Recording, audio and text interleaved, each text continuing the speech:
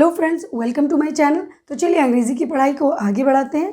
Yes friends, पिछले classes में हमने किया था प्रेपोजिशंस के बारे में। उसी प्रेपोजिशंस की क्लास को हम आगे बढ़ाते हैं और कुछ नए सिंपल प्रेपोजिशन के वर्ड सीखने की कोशिश करते हैं। तो फ्रेंड्स, मैंने आज की क्लास में दो वर्ड लिए हैं सिंपल प्रेपोजिशन के, that is OF of and OFF of. तो इन दोनों का इस्तेमाल हम किस तरह से वाक्यों में करते हैं और इसका अर्थ क्या निकल कर आता है वाक्यों में, तो इसको हम जानने की कोशिश करेंगे।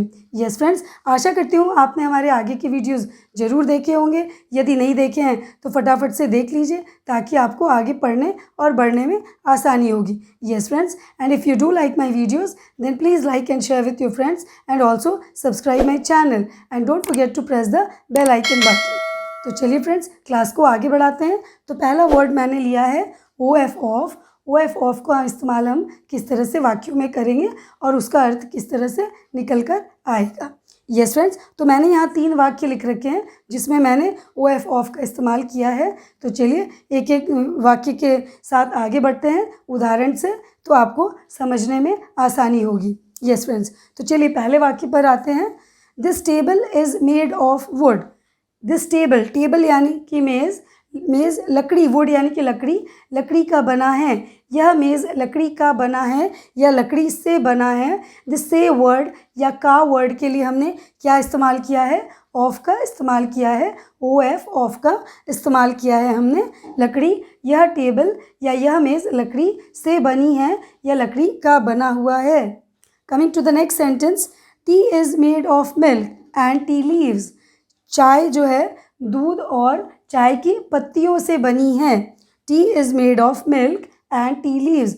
तो यहाँ अगेन से या का, चाय दूध का ये और दूध और चाय पत्तियों का, दैट इज़ चाय की पत्तियों से बना है, दैट इज़ से बना है या का बना है। दिस का या से के लिए हमने फिर से देखा कि OF ऑफ का इस्तेमाल किया गया है।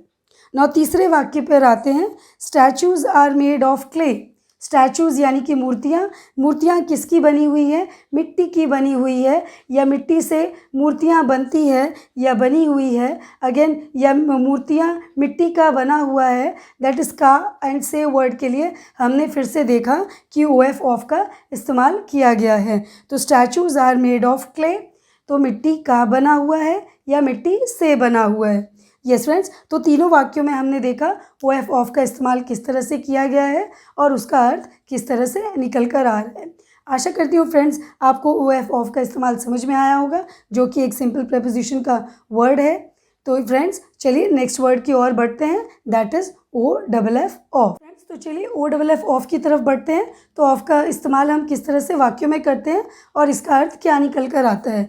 तो फ्रेंड्स मैंने यहाँ 3 वाक्य लिखे हैं। 3 sentences I have written to explain you the use of OFF of and what is the meaning of OFF of. तो let's start with the first one। तो पहले वाक्य की ओर हम बढ़ते हैं। तो पहला वाक्य है an egg fell off from the nest। an egg यानी एक अंडा गिर गया, कहाँ से? घोंसले से।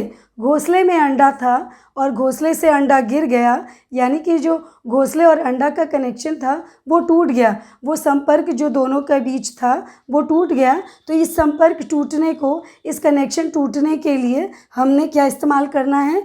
OFF ऑफ का इस्तेमाल करना है। Yes friends, coming to the next sentence, put off your wet shirt.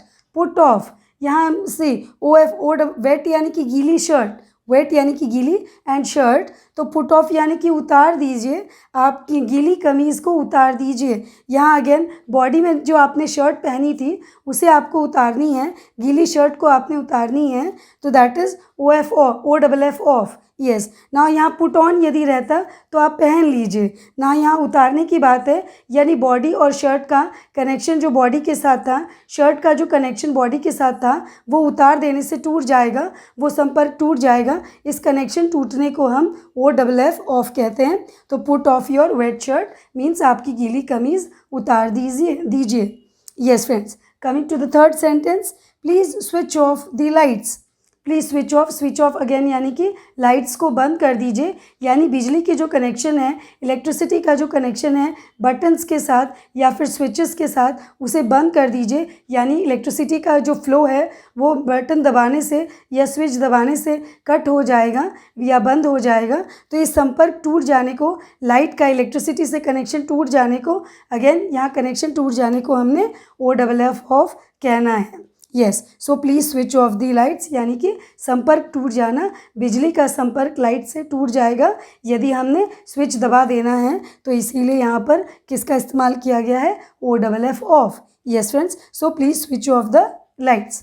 Yes friends, तो आशा करती हूँ आपको OFF ऑफ का इस्तेमाल समझ में आया होगा और आपकी कन्फ्यूजन OF ऑफ और OFF ऑफ के ये जो इस्तेमाल करने में काफ़ी बार हम लोगों को कन्फ्यूजन हो जाता है कि OF ऑफ का इस्तेमाल कहाँ करें और OFF ऑफ का इस्तेमाल कहाँ करें। तो ये डाउट और ये कन्फ्यूजन आपकी आज दूर हो गई होगी। तो friends, if you do like my videos, please like and share with your friends and also subscribe my channel and don't forget to press the bell icon button. And also friends, give your queries and feedback in the comment section, and for the upcoming videos stay tuned.